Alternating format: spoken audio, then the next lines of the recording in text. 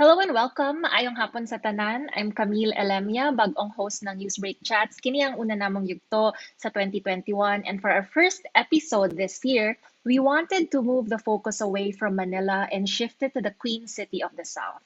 Ang among mga bisita karon ay among Bureau Chief sa Sugbo, Ryan Macasero, ug duha ka reporter Lorraine ECARMA and John Sichon. First of all, I want to tell you kayo, Ryan, Lorraine, and John, I want you to tell our audience about your bureau. Unsa man ang gibuhat sa Rappler Cebu, kunsa kanus akin ni nagsugod, unsa ang imong mga experiences. So, yeah. And also, maybe for John and Lorraine, you can also tell our audience what you cover. Let's start with you, Ryan. Hello, mayong adlaw sa tanan. Ako si Ryan Macasero, ang multimedia reporter and head of the bureau here in Cebu. So, around 2019, the Rappler editors asked me to come back and cover the elections. Took a hiatus from Rappler for about 3 years, came back and went in the middle of the midterm elections and rediscovered the local political scene, covered the local elections, and the national candidates who are coming to Cebu, which is the most vote-rich province, to campaign in the senatorial elections as well. And we found that a lot of people were interested in what was happening here in Cebu.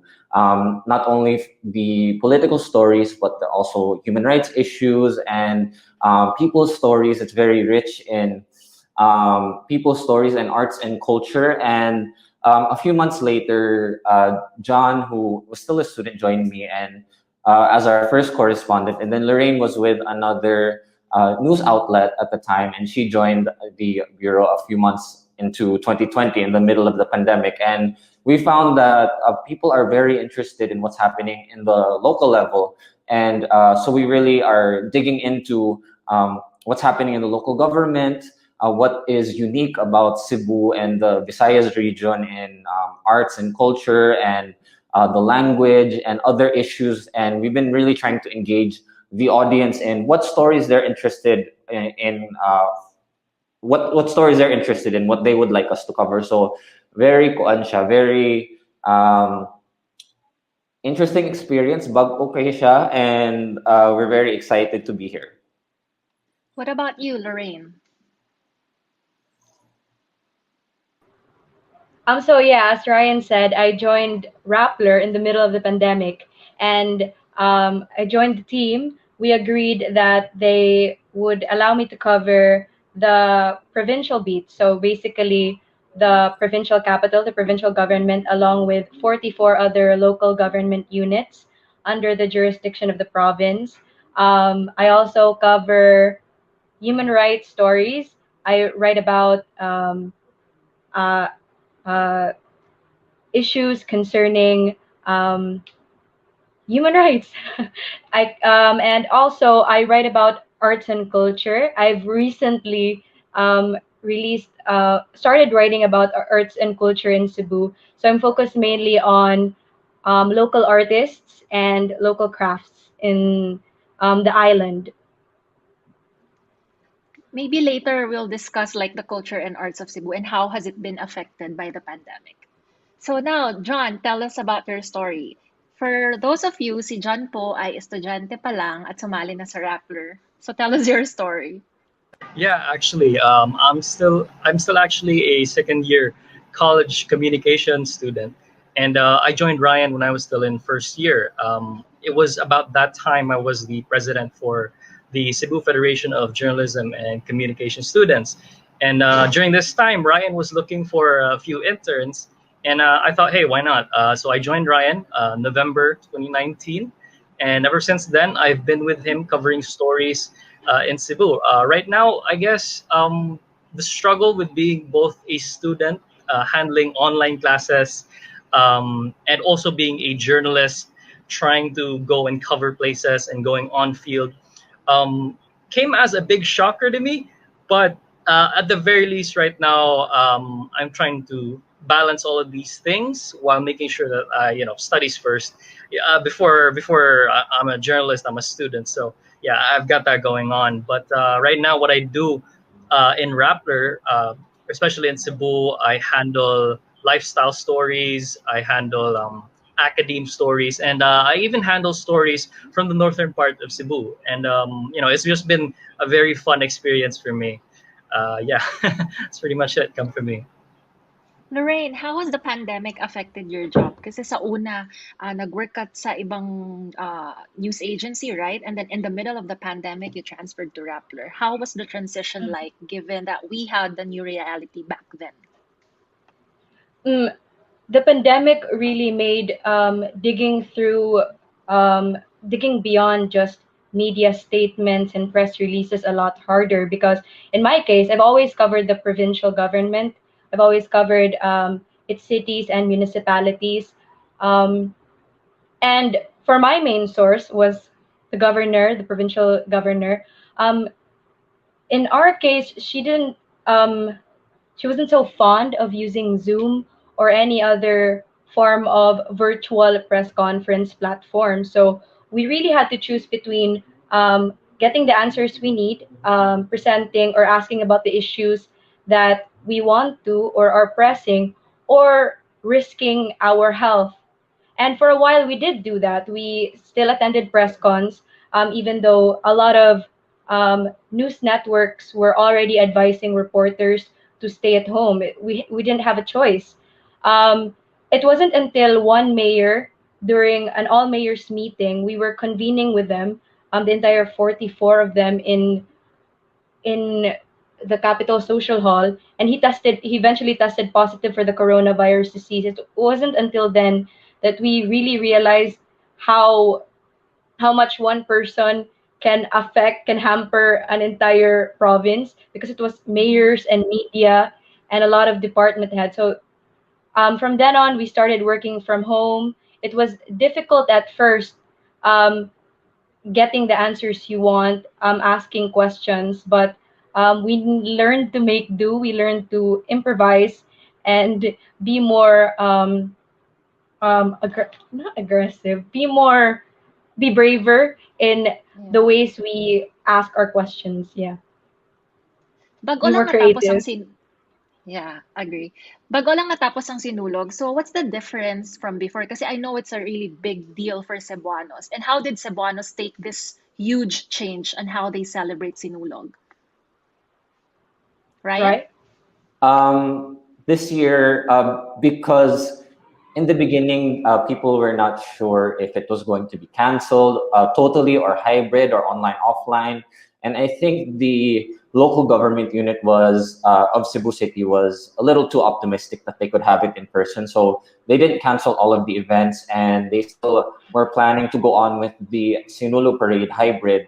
But then, of course, it was after the holidays. So on the fifth day of the Fiesta Senior Masses, they decided to cancel the masses and only go online. And then the parade was eventually totally scrapped, because even if the contingents would have to get together and practice, it's still, it's still considered a gathering and there's still a risk. So it was the first time in a long time there was no parade, and that the people who are there for the religious aspect, the devotion to the Santo Nino, could not go to the basilica themselves. And if you covered the Sinulog in the past, you'll see how emotional and intense people are with their devotion to the Santo Nino. Even we have our own translation here in Cebu. Kung muagi ang Santo Nino nila, naghawid sila sa ilang Santo Nino, muhilak gyud sila. So kanang intense gyud kayo, and it's actually one of my favorite things to cover in Cebu, because of it's so rich in people's stories. And I feel faith is a very beautiful thing to cover, because people in not just in Cebu but all over the Philippines have to go through intense challenges, and sometimes faith is all they have. So you see their passion, you see their devotion. And this year there was none of that, because the whole thing was canceled. So we didn't have the same people's stories that we've had in the past. We didn't see the same, events. There was no dancing. There was no festivities. The air is very different in Cebu. During the Sinulog season, usually after New Year's, you can hear the music. The music is very distinct, with very percussive sounds, and the dancing and the shouting and the chanting. This year there was none of that, and only it only happened because it only got canceled because of the pandemic. Kayo, Lorraine and John, like what about you, your personal take on this kind of change for the Sinulog? Kasi I'm sure you grew up in Cebu and you know how it really is like to have Sinulog festival or like to celebrate that festival. What was it like for the first time Um, in your lives? at least online, we saw that people were actually the ones pressuring the government and the church to forego any physical activities. It was so surprising. Everyone expected a lot of opposition. Um, on the cancellation of key events such as the fluvial procession, the street dance.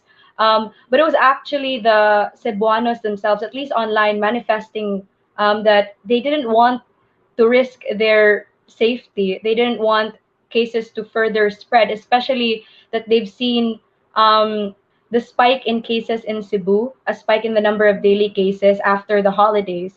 So it was surprising, especially for um, residents in my generation who practically like considered Sinulog the highlight of their year, because aside from faith, which is again the main force behind Sinulog, it was also about pride of place. It was also about um, uh, culture, about the Cebuano identity and fun and merriment. So it was a pleasant surprise to see a lot of Cebuanos very willing to stay at home and to put safety above going out. That's a pleasant surprise to hear kasi like ako, my mom's Cebuana and I know the intense devotion to Santo Niño. And to hear from you guys there na yung mga mismong Cebuanos talaga yung nangunguna to convince the government. That's a first na narinig ko. What about you, John? How did Yeah, you take that? actually, I was receiving a lot of mixed reactions coming from former devotees. In fact, for tourists as well, they have a few mixed reactions with the changes in Fiesta Señor and the Sinulog Festival.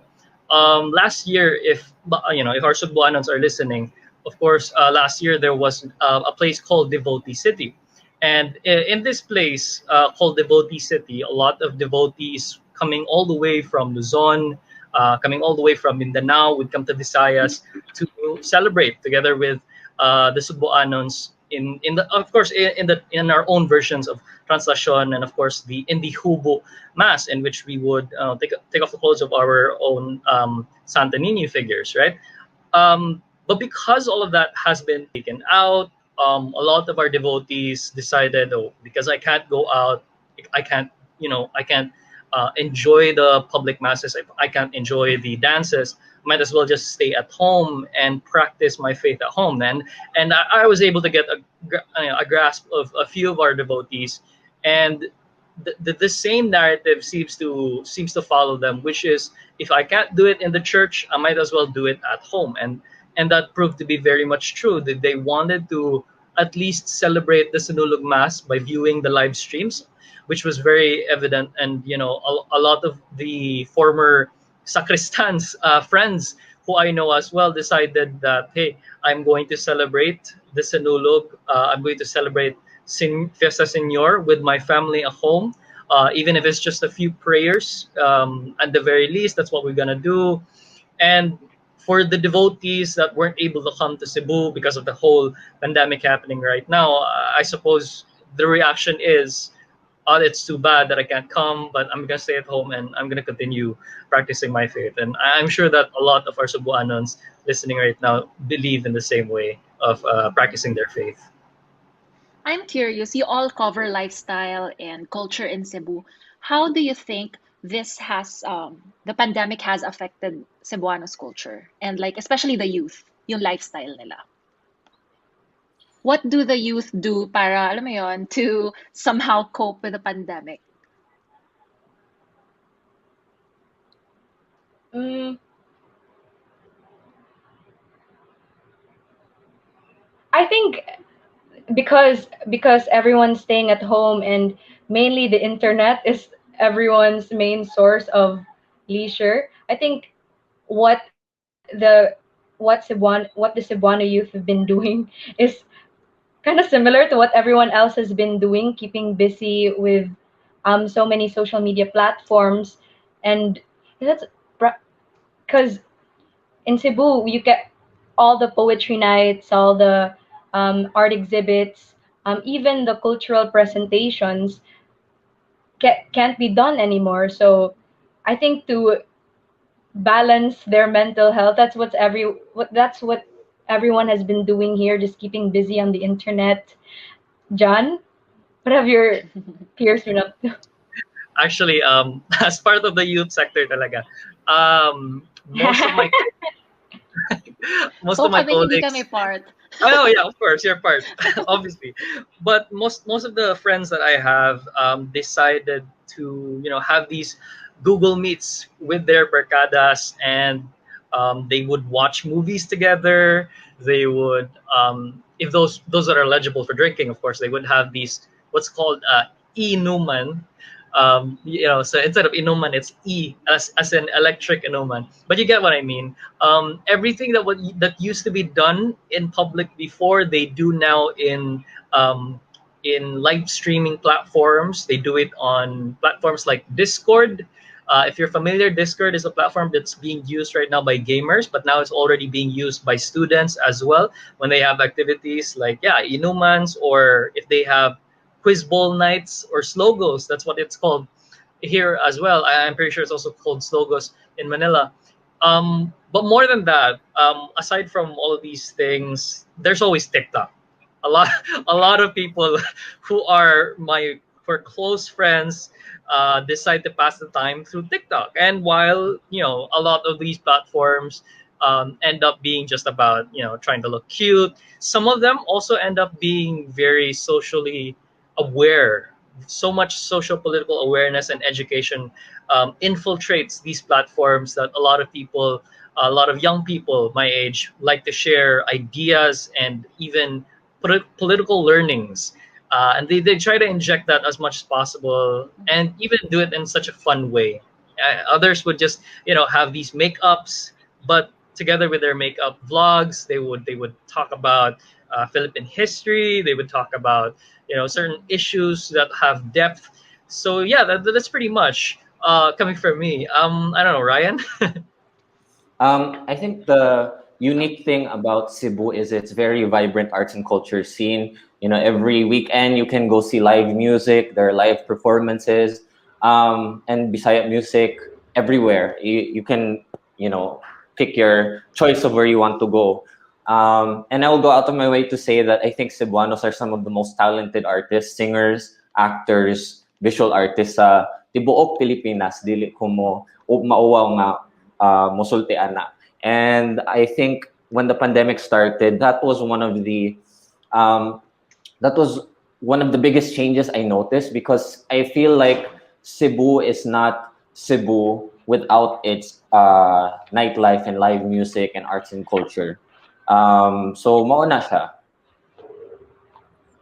What about in terms of tourism? Kasi, di ba, Cebu is really popular even among local tourists. How has it been affected now? I mean, Uh, every place naman in the Philippines every province in the Philippines has been affected somehow. But I think with Cebu, as in parang kilalang kilala talaga siya napuntahan almost by everyone. So how did you deal with that? How did the province deal with that? a great bulk of Cebu's economy is dependent on tourism. I'm speaking for the province.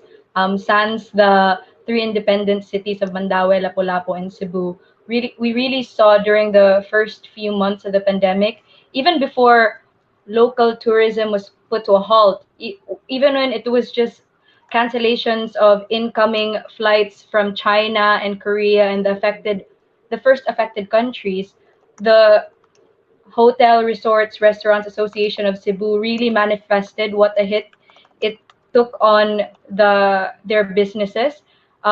They were struggling so hard not to lay off people, considering that the Chinese and the Koreans make up the bulk of the tourists in the province, and eventually, so many establishments closed down. Hotels only profited from serving as quarantine facilities, And this went on for a couple of months. There was even an executive order from the governor nga dili pwede mo agto sa mga dagat, mga liguanan, you can't go anywhere, you can't swim. And then she decided enough was enough, and suddenly nag 180, murag nag 180 nga okay, focus na tabalik sa atong economy, because if tourism is dead, then it means a lot of people are left jobless, daghan kayo ang gigutom. So yeah, Cebu right now, Cebu province is um, trying to resuscitate its tourism industry, in the effort of resuscitating its economy. Niya, o kana, isa siya sa mga unang probinsya. It was one of the first provinces in the country to actually resume tourism activities, because it was so the economy is so dependent on tourism in terms of not only in terms of resorts and restaurants, in terms of mga produkto nga gibuhat sa mga Cebuano, kay angle jud siya towards tourism. Mm. But how did this affect any one of you can answer this question, but how did this desire to quickly open up the economy affect the number of COVID cases in the province? Right? Or Lorraine, since you cover provincial. Any one of you. In terms of sa province, first few months of covering, the first few months, weeks of the resumption of tourism activities, wala kay makitang close relation sa spike in cases. I think Mandaue, Lapu-Lapu, Cebu City, and the rest of the province were dungan-dungan sa pag-decline sa cases. It was only after people were getting it was only after holiday vacation, people going back to their hometowns and actually having time from work na makaagto sa beach, nga post holiday nga mga gatherings dira na ning saka ang cases. Pero ang provincial government, they're still adamant to continue on with the tourism activities, and anagay sila nga ang COVID kay isa ra na daw sa mga diseases in the province. It's just among the diseases that plague the province, and they've angled it now as would you want the people to be hungry and keep them at home, or do you want them to have jobs? That's basically the thrust now of the provincial government. And right now the cases, only 10 as of the other day, as of Tuesday or Monday, only 10 towns out of 44 in the province are COVID free, and the entire island is seeing a spike in their number of COVID cases. In terms of testing, tagpila man ang testing sa Cebu? Like the average price? In Cebu City, the tests are actually free for all residents. So if you if you feel symptoms, or if you just suspect that you might have come into contact with anyone with COVID-19, there are cluster clinics set up in your district. I think right now they have 2 or 3, and the process is you go there, they assess you, if you have symptoms or not, and you get swabbed. And usually it takes about 3 days, but because there's a surge, it takes up to 5 days now. And there's also drive-through testing for residents of Cebu in Vicente Soto, and there's also free testing at the Bayanihan Center in the IEC Pavilion in Mabolo near the Ayala Center. And the free testing is actually what was part of the success of Cebu City in helping the LGU and flatten the curve the first time. So around August to October, we've seen very minimal cases, and that in conjunction with quick contact tracing and isolation, and the prolonged and strict lockdown in the beginning of the pandemic is what helped the LGU keep the numbers pretty low in Cebu City. What about for other municipalities or cities? Would you know the price kung libre din? Kasi Yeah. like for example, yeah, as I was saying, for example, here in Manila or in Metro Manila, like merong 3,500 pesos, merong 4,500 pesos. That's the average price. But in Cebu, John or Lorraine would know better about the other cities. For Mandaue City, Actually, it's still actually free. Yeah, it's still actually free in Mandaue City as well, and as well as in Lapu-Lapu City. A lot of the contact tracing efforts, they all point to making sure that if people want to get tested right now, they get tested for free and immediately, and get the results right after. Um, but I'm pretty sure that there are also private hospitals right now who are offering um, who offer swab tests as well at a certain price. Though I'm not so sure what those prices are right now. I'm just sure that they're at the market price. But for the provincial, I'm sure Lorraine has something to add. yes, Lorraine? so for the provincial government, the governor actually discouraged um, nato siya isa ka press con nga nag-discourage siya nga mangita og mga iswab. She was so adamant to swab only those who were in close contact with COVID positive patients so as not to add to the population sa mga isolation centers, sa mga quarantine facilities. So, sa probinsya, wala kaayoy, there isn't really that much noise about people walking in and having themselves swabbed. If they wanted to, they go to Vicente Soto, which is in Cebu, because um, wala man kaayo, there isn't that much level 3 hospitals in public hospitals in the province. Actually, ang Vicente Soto nga naa sa Cebu City, maura siya ang level 3 hospital in the island nga public. So, mo na, kung ganahan ka magpaswab, pwede ka moadto sa Vicente Soto. And then to clarify, that's also free. Mm, yeah, Okay. it is. And Good to all know the that. private hospitals that are level 3, mm-mm, and all the private hospitals that are capable of that are also concentrated in the Cebu City area. So the big hospitals So, are mainly in Cebu City. so let's say for example, if you're from sa may san ba tong area ng Kawasan Falls sa medyo southern part. So if you need to be tested, you have to go to the city, tama ba? Did I get it right? Um, Wala no, sa mismong malapit na if you need to area. be if you need to be tested because you've been identified as close contacts, there if you've been contact traced as a close contact, then the local government unit will handle that. The local government units health centers. However, if magpa-test ka because you want to know no wala kay wala ka Contact. ka-contact, oo, ganahan na ka makahibaw kay yeah, you can go to Cebu City, you can go to any of the private hospitals in the city. Okay, understood. What about the vaccination plans? I know Lorraine's an expert on this. There's a pag-govern ng provincial government, but let's talk first about the different vaccination plans of the different LGUs in the province. Ryan?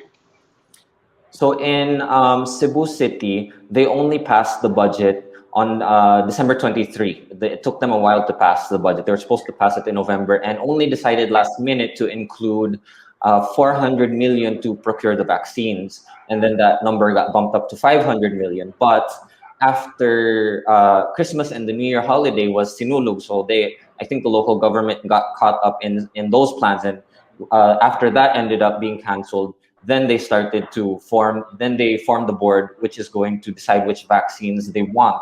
And even Ormoc City and Bacolod City were already have signed their MOAs with AstraZeneca. Cebu is still in the evaluation stage. So for one of the biggest and most powerful cities outside of Metro Manila, Cebu City is actually surprisingly behind, but they are planning to get Moderna or AstraZeneca or Pfizer for their vaccines, but have not yet disclosed if they have a MOA in the works, or when that will be signed, and who will get what.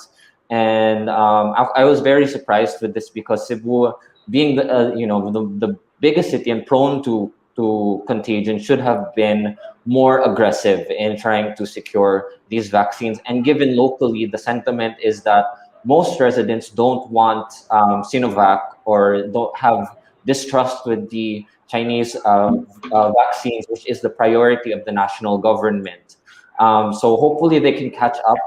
Edgar Labella, the mayor of Cebu, said earlier today that it's not a race. So that's kind of the attitude they are taking toward the vaccination procurement plans. Although Cebu City actually has the cold storage facilities for the Pfizer vaccine, which needs to be negative 70 degrees centigrade. So hopefully they'll be able to catch up within the next, first or second quarter. And yeah, so I know the vaccine plans in Cebu province are much different, and Lorraine could tell you more about that. What about in the other cities? Maybe like Mandaue, Lapu-Lapu. Are there updates? Yeah, actually for Mandaue City and Lapu-Lapu City naman, nag-invest they're putting they're allotting a budget right now for vaccinations. For Mandaue City, they're allotting 200 million. For Lapu-Lapu City naman, it's at least 100 million. In terms of storage facilities, I hear that Mandaue City right now is already trying to procure one, as well as Lapu-Lapu City. But yeah, the plan for the vaccinations for both cities are going to look like them complementing the ones that the national government is going to give. Because as of the moment, wala pa sila disclose nga brand as well.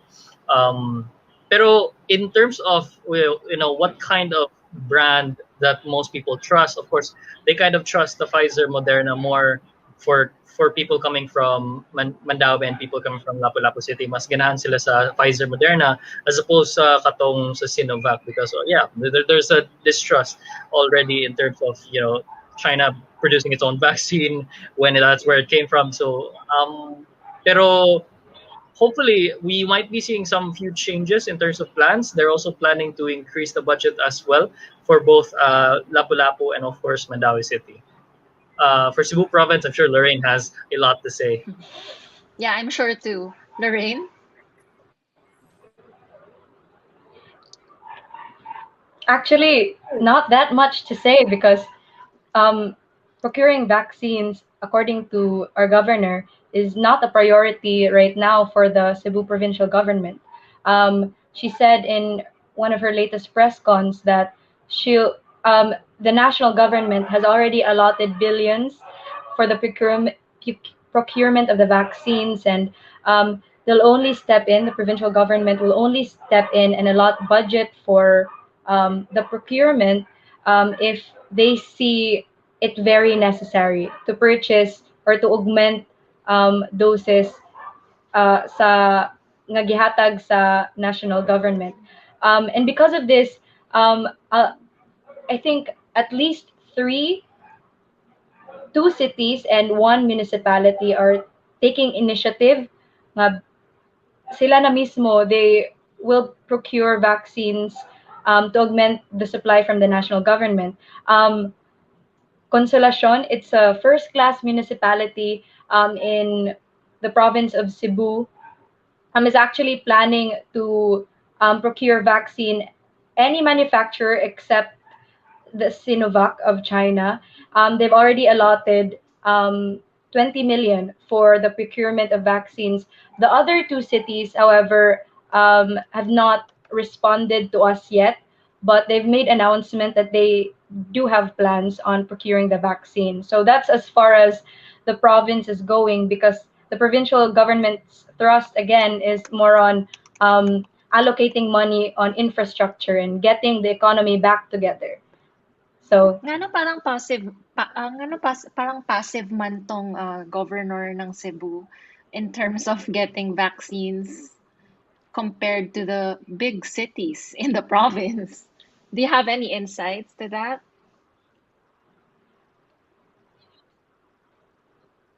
well, um, according to her, mas importante daw, what's more important is the livelihood the livelihoods of people, and that COVID, she has this, she's devised this two-pronged approach towards preventing COVID, which is technology and science. According to her, it's easy to ward off COVID if one, you wear technology like air purifiers and UV, sanitize your things through UV lights, and then just drink a lot of vitamin C and other nutrients to boost your immune system. So basically, the province is now relying on that instead of just um, allotting money for the vaccines, because right now, Gwen has said this multiple times. She's moved on from the pandemic. The province is moving on from the pandemic. They're now only seeing it as among the other diseases that exist in the province that can be prevented through boosting your immune system. And what's more important than battling the pandemic, which has affected millions all around the world, is getting the province back on its feet in terms of economy. Because to be fair, a lot of people did lose their jobs. Um, mm, With all these things you guys mentioned, I was wondering what are the challenges of you guys as journalists in covering the pandemic? Because number one, when you mentioned Lorraine na parang iba yung attack ni Governor Garcia when it comes to solving COVID, and it somehow contradicts what the national government and even the different organizations worldwide are saying. How do you manage to balance that line when it comes to your stories? And also, I also want to ask you if, of course, access is a problem nowadays. So how do you try to dig deeper into these kinds of stories? well, um, actually, that's one of the primary challenges of covering the provincial government is um, there are so many instances of um, the governor calling out media establishments, journalists for for reporting on the high number of cases. Just the other day, she was challenging media, and you can see it in her press con in Argao, um, uh, a southern municipality. She actually challenged media to write about the statistics of other diseases in the province and to stop spreading fear among residents. So you really have to grapple with her authority over the people. You have to make it's really a challenge to make residents believe that COVID is a threat. It's a threat in terms of our healthcare systems might be overwhelmed. It's a threat in terms of a lot of people have died because of COVID-19, and there's not much we know about the disease yet. And Mm-hmm. yeah, that's really among the challenges. Sticking to what's important, sticking to what you know is important, and um, having the government nitpick and call out media institutions, and even um, try to um, counter to counter their legitimacy. To We have not only from the provincial government, we have other local government units as well. Ryan, I think you can say a lot about this, where leaders are actually calling out media institutions and even artists or influencers for for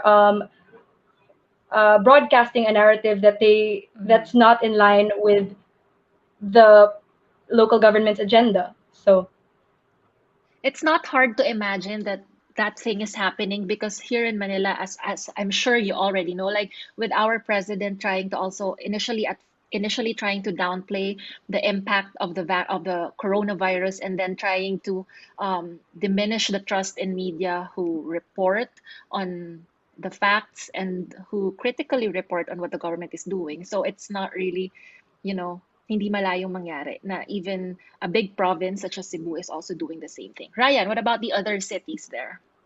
Do you share Um, the same challenges? yeah, and actually, Now, because in the beginning of the pandemic, Cebu City was very reactive. So they were reacting to the situations as they came. In the beginning, they were more concerned with fear mongering rather than trying to control the numbers. So there wasn't a big story about how local artist Bambi Beltran made a sarcastic post about one sitio in Cebu City where they presumed everyone was positive. They called it presumptive positive. And that sitio was called Sitio Zapatera.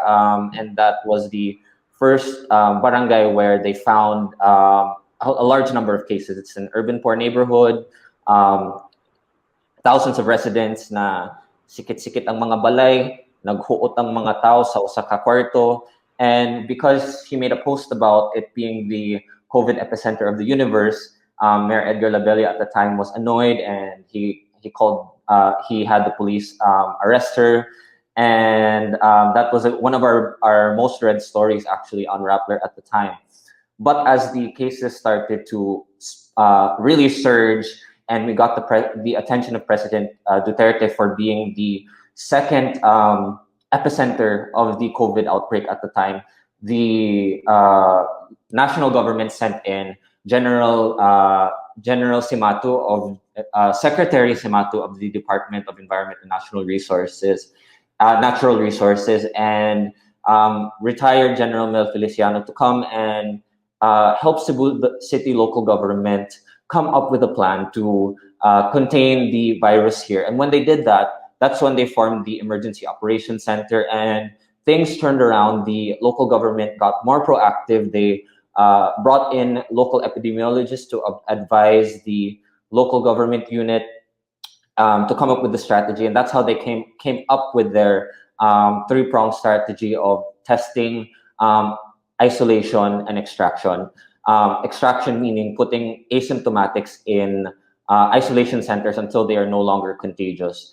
And even after the numbers went down, the local government is still in coordination with the health experts and really looking into the data on where new cases were coming from. For example, on any given week, they would get the contact tracing data from each patient and aggregate it together. And let's say there was one week where they found that 24% of the cases went grocery shopping. So then they would target their policy to check how grocery stores are implementing safety protocols in grocery stores. So it's very data-driven, health and science-driven policies, and that worked for a long time. And the mayor, even though is very active and sometimes slow to respond, at least I appreciate that they are not denying that this pandemic is very serious and they're doing something about it, which is different from what the provincial government stance is in kind of downplaying it and trying to refocus on other things, even though this pandemic is going to get in the way of economic recovery and development if they don't address it. And yeah. So I think I'd say for all of us to say that the pandemic's gonna haunt us until 2021 and the years after. So now my question to you as Rappler Cebu Bureau, what are the plans for this year? And what are you guys hopeful for this year? So for me, I really want to do more investigative journalism because I think there's a lot of opportunity there. As being an independent media outfit, we don't have ties to political families or big businesses. So there's a lot of opportunity to investigate corruption and hold local governments accountable. So we really need to look into that and also doing more with telling stories on our business and economy because that's very vibrant, and also arts and culture and food because Cebu is known for having a rich arts and culture section, and getting ready for the 2022 national elections. As we all know, Cebu City is is the most populated province outside of Metro Manila if you include the independent cities of Cebu and Lapu-Lapu. What about you, Lorraine? What are you hopeful for this year, and what are your plans as someone who will rely on to cover Cebu events for us? Kasi the thing with, Well, hindi naman, yeah, because the thing is, so, like, I'm a political reporter, and sometimes I go to Cebu to cover events, but it's really different when it comes from a Cebuano mismo. Like, the flavor, the culture, and all the nuances of the stories, talagang mm, dapat from someone who lived there. mm. Um, I'm looking forward to, as what Ryan said, introducing Cebu to the entire readership of Rappler. Get we are looking forward to writing more about people's stories through the words of our people as well. Especially now that as we're getting nanata diri sa pandemic, nagdugay nata diri sa pandemic, artists, craftsmen, businessmen are finding ways or adapting to the new normal. So nangita sila, nakakita na sila mga avenue unsaon nila pagpagawas sa ilahang mga products, pag-express sa ilahang artistry. So I'm excited to see the different ways in which artists in Cebu and the people in general are going to express themselves in the new normal and to write about it. And also, sa first few months of pandemic, all we ever wrote about was COVID-19. But as local government units themselves have adapted to the new normal, have gotten to know the disease, the virus a lot better, they're finding mas na-settle sila sa new normal, mas naka-address po sila sa other issues that concern their local government units. So we are now just starting to write about pressing issues of water issues in Cebu again, of politics in the cities and municipalities. So, and also I'm excited to write about hopefully vaccination stories, about economic recoveries. Well, we can be optimistic. So, kana. Mhm. Yeah. And also maybe you should also write about the traffic in Cebu. I mean, it's Oh, not something that's it's not yeah, unique to we keep Cebu, on but learning. Mhm. every time I go there, it's really getting worse. I'm sure it's still worse in Manila, but Mhm. it's just surprising how it gets worse every time you come visit.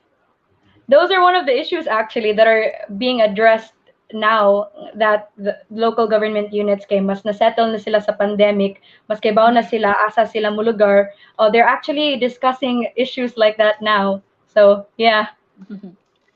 What about you, John? Of course, you're still going to school, so that's definitely a priority. But what are your other plans this year? Yeah, so karon for the meantime, I just want to keep my ear to the ground and make sure that I listen to everyone. Pero I'm really more hopeful that in the upcoming days and upcoming few months, and hopefully when the vaccination starts being distributed, I'm hoping to start writing stories about the academe finally getting back on its feet, nursing students finally being able to practice in physical and maybe even listen to their stories as well, knowing that they're going to be the first ones to go back into the physical face-to-face classes. But siguro, I'm also very much excited to do more in depth as well because I don't, as a student that's just starting out in this journalistic world, I feel like it's my responsibility to listen to the people more, make sure the data matches, and make sure that the people are heard as well. I guess this is what a few of the things that Ryan taught me as I progressed as a journalist here is to really make sure that I amplify the people's voices and make sure that when I'm on the road, when I'm on the field, I'm listening to them as people. So that's what I'm excited to do more. Ryan, I think it's time for you to invite them to maybe kung saan sila, where they will send stories, like if they want to pitch stories for Cebu Bureau. If you have any emails you can give them. Yeah, first you can tweet me at Ryan Macasero, and my personal information is on my Twitter page. But if you have tips, you can send them to info@rappler.com. And I really hope to get the community involved in the editorial process because there are things that we cannot see as there are only three of us, limited resources, but we want to know what's important to you and things that we should know about. What I want people to know is that we're not just here to investigate corruption and uncover, wrongdoings, but really tell the story of the Cebuano and the story of Cebu, as it's one of the most interesting and vibrant and resilient cities in the Philippines. So I hope you can help us with that by sending us tips and criticize us when we deserve it and other things like that. So yeah, thank you. Daghan salamat, Ryan, Lorraine, and John, for joining us today. And as we can get from this interview, we all share the same dreams, we all share the same frustrations and excitements. But most of all, we at Rappler here in Manila are very excited with what's coming for the Cebu Bureau. So I hope all our viewers, especially Cebuanos, will get to, share their stories with you. And that's it for Newsbreak Chats. I'm Camille Elemia. See you again next month.